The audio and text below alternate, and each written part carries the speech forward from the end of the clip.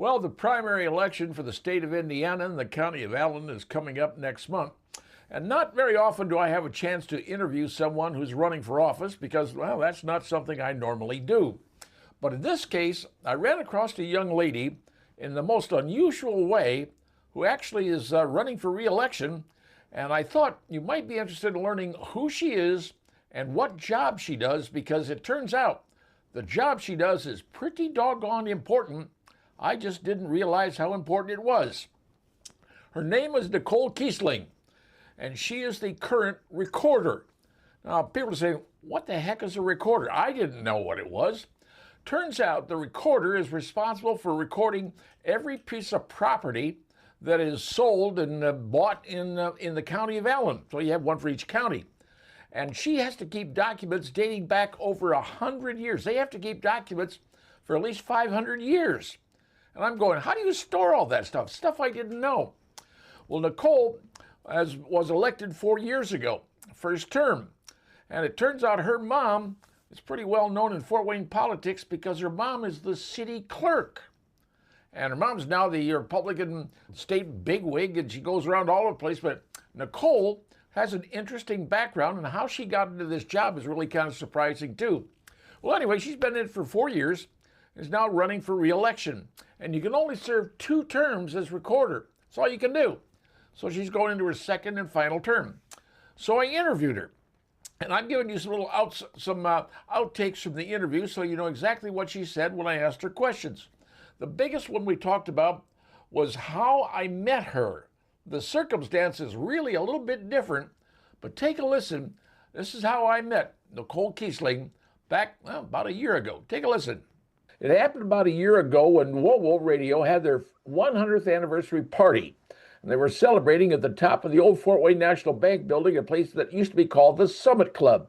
Well, it's still pretty cool up there, but they had their big meeting and I was invited to attend. Now, I was seated on the east side of the room, and she and her mom were seated on the west side of the room. I didn't even know who she was or she was there, but she was invited up onto the dais, and they gave her some sort of award. And during the time she was talking about listening to WOWO, growing up as a child, she said, oh, yeah, one of the people I listened to, aside from Charlie Butcher in the morning, was Pat White in the afternoon. And I went, oh, my God, she's talking about when she was a kid. So at the end of the meeting, I ended up walking to her side of the room, tapped her on the shoulder, and I said, hi, I'm Pat White.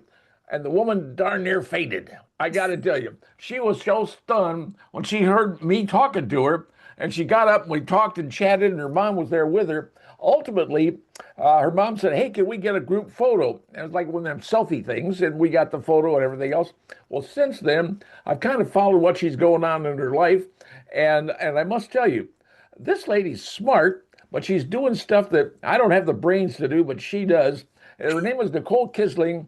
And Nicole, I hope that was a good introduction. No, being at the WOWO 100th, it was amazing just to see the history. And, I was there because we recorded a document celebrating the 100th anniversary of WOWO so that it would go down in the public record of the county that WOWO was celebrating its 100th day. And I was thinking about all my WOWO memories, and you're definitely at the top of the list. So it's a full circle being on your show now after listening to you growing up as a child.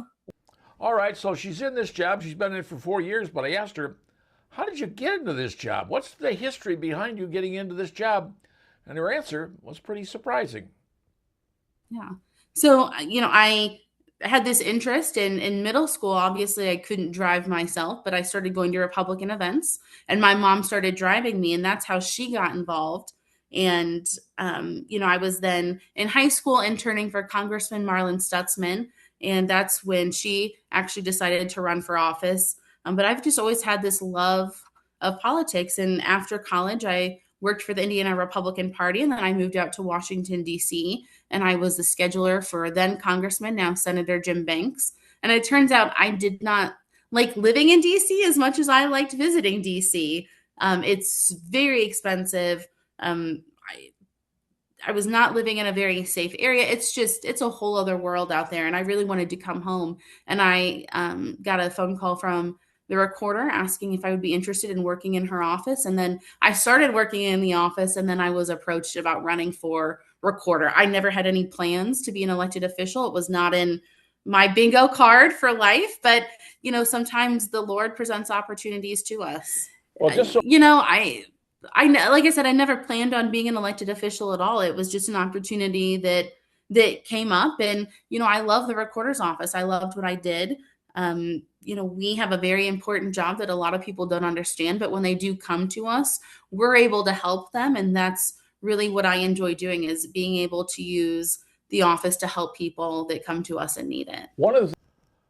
Then I asked her about her mom being the city clerk, the first Republican, and had been elected city clerk for what, decades. Take a listen to her response on that. Yep, she was the first Republican female city clerk ever, and the first Republican elected to the city clerk's office probably in about 40 years. Now, the biggest thing the recorder does, it alerts people if something happens.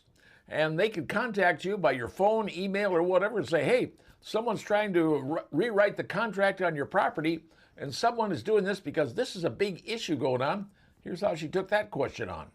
Yeah, absolutely. So we have our free property fraud alert. It was established back in 2008 when John McGauley was recorder. But one of the things that I committed to in my first campaign when I ran for recorder the first time was expanding this property fraud alert. And our signups have gone through the roof. You can actually log on to our website, allencountyrecorder.us. And I like to keep track of how many people have signed up over the last few years. But we've had so many people sign up since I took over because we've done a good job of promoting it. And you see a lot of commercials about property fraud happening all over the place. Yep. But it's a real issue that people don't realize is happening. I had a police officer from the Fishers PD contact me yesterday. And then today we had another police officer contact us from Fort Wayne PD about a fraud case. So it is out there happening, and we're trying to help people. The other thing I introduced is our free notary fraud alert. So notaries can be notified if their notary commission is being used in the recorder's office to make sure that they're only using it for what it's supposed to be used on. And so I asked her, how do you document all the items you handle? Because you handle thousands of items every single year. And here was her response. Yep. So last year we recorded 60,179 documents. Where do you put them? So all of these are digital. They come into us, we scan them, and then we give the paper copy back. If there's a paper copy to the individual, if not, then it gets sent back to whoever sent it to us. But we take them in, we scan them, we house them on our servers, and then again, we microfilm them and send them off. Well, anytime you're talking to a politician, you want to know, what do you plan to do if you get reelected? Well, I asked her that question, and here's the way she answered. So my next kind of venture, if I'm reelected, is to continue on this path of combating property fraud. It's a growing issue. It's something we're seeing more and more. Up in Detroit, actually, I was talking to their county recorder. They have a full-time sheriff deputy assigned and a police car for the recorder. But they found deed factories up there where they had a row of typewriters and people were just making fake deeds, because if you get one passed, it's going to pay off for your entire operation. So looking at ways that we can work with law enforcement and people in the real estate world, like realtors, title companies, attorneys, on how we can prevent these fraudulent transactions from happening. Well, then you get in the big portion about, being a recorder. That's fine. That's one thing. But what's the most important thing? I said, what do people need to realize most about your office, and why is it important that you do what you do?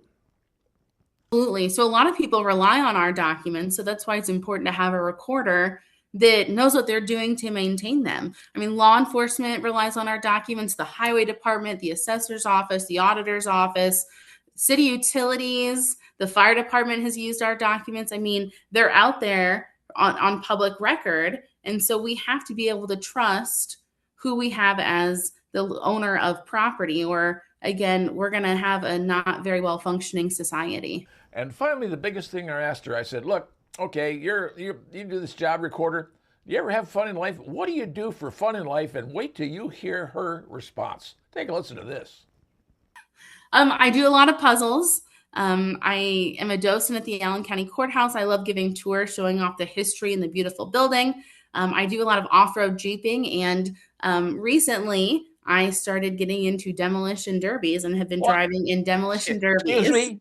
Demolition derby?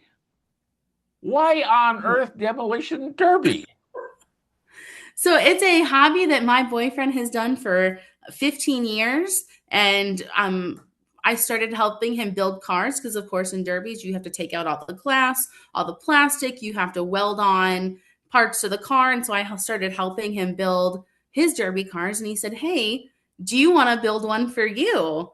And I thought, why not? Let's go ahead and do it. And so I've done 2 demolition derbies. I'm not very good. I'm much better at recording than I am demolition driving, but I love it. It's fun. And finally, I ask, what do you vision for if you're reelected? So, from re-election campaign, another thing that I'm focusing on is accessibility of documents and technology. As technology progresses, we're going to have more and more opportunities to upgrade it and make things more accessible and function better for our staff. Which I want to give a shout out to my staff; they're amazing. Between all of them, we have over 100 years in the recorder's office. So, I couldn't do what I do without my amazing staff. But I want to make things easier. I want to make documents more accessible. We have some film in the office that was going to be thrown away by a different office, and we saved it from the trash can. And we're working on getting all of it scanned in so that people can view it. They're public records. And so we think people have the right to be able to see them. But we're looking at technology to make documents more and more accessible for everybody in the county. So if I wanted to look up a deed for a property, say I owned 10, 15, 20 years ago, I can go online now and actually look it up through your office, a computer system? Yeah, absolutely. You can actually sign up to have a subscription plan with us to look at our documents or for a one-time search. And we also have something called the Neighborhood Resource Center where you can log on and you can see your neighborhoods, if you live in one, the covenants in the plat completely free of charge. You can see the covenants in your particular neighborhood. You can see that online? Yep, and the plat. So the plat has the boundaries of each lot, and you just go in there and you can see the measurements, and you can also see the easements on either side. Oh, and ask one last thing. Is this your career choice forever? And wait till you find out the answer to that. So recorders are term limited. We're a constitutional office, meaning we can only serve 2 consecutive terms. So I'm going to run. So Yep, it's a two-term deal. Yep. And then you're done. So the other thing I want to mention about the recorder's office, and I think this is my favorite thing, we are the only self-funded office in the county, meaning we are the only office that does not take a single taxpayer dollar. We operate completely off of the fees that we bring in for copies. So there you go. Nicole Kessling is running to be reelected as the recorder. Like I said, I didn't know what a recorder was. But apparently, if you own a home and you have documents, she's responsible for those documents, and she can tell you if somebody's trying to mess with your property. You can contact them by phone, email, you can do the whole thing, and they can send you everything. Pretty simple to do, pretty important job. And you know what? It's not paid for by the taxpayer. That's a cool part about it. So, now you understand what's going on. Recorder's on the ballot. That lady who's running, she's doing a good job so far. If you want to elect her again, it's your call. Nicole Keesling, your Allen County recorder, running for re-election. And now you know.